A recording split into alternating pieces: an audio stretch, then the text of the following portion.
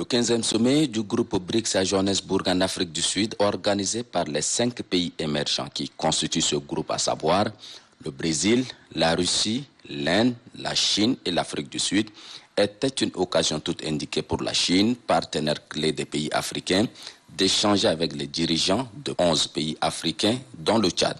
À la fin des travaux de ce 15e sommet des BRICS, le président chinois Xi Jinping a eu une rencontre d'échange avec les dirigeants des pays africains. Le renforcement de la coopération sino-africaine dans certains domaines de développement tels que l'énergie, le commerce, l'agriculture, l'éducation ainsi que les sciences ont été au centre de cette rencontre qu'on peut qualifier de mini-sommet entre ces pays africains et la Chine. À la fin de cette rencontre d'échange qui a duré plus de 4 heures d'horloge, d'abord en présence de la presse, puis à huis clos, le Premier ministre Saleh Kebzabo salue cette initiative du président Xi Jinping. Mais il est évident que les Chinois ont profité de cette rencontre qu'ils ont organisée pour sortir le grand jeu, comme on dit. Ils ont vraiment poussé le pion encore un peu plus loin dans le sens de l'accroissement de la coopération avec les pays africains. Et cette fois-ci de façon sélectionnée, rigoureuse et volontariste. Donc je crois qu'ils ont là, aujourd'hui, marqué encore un point. À leur avantage, ils ne sont pas une puissance coloniale. Et donc ils sont complètement décomplexés.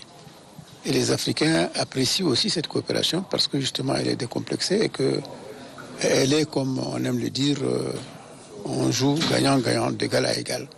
Et c'est important. Vous l'avez vu, c'est une sélection de quelques pays seulement. Je crois une dizaine de pays ont assisté à cette réunion. Des présidents qui sont là et des autres aussi ont approuvé cette façon de faire, ont insisté sur le fait qu'avec les Chinois, ça devait se passer autrement. Et je pense qu'effectivement, ça se passe autrement. Il faut donc qu'on aille dans cette direction, qu'on aille encore plus loin que ce qui a été fait jusqu'ici. C'est ce qui est annoncé. Je crois que c'était le bienvenu.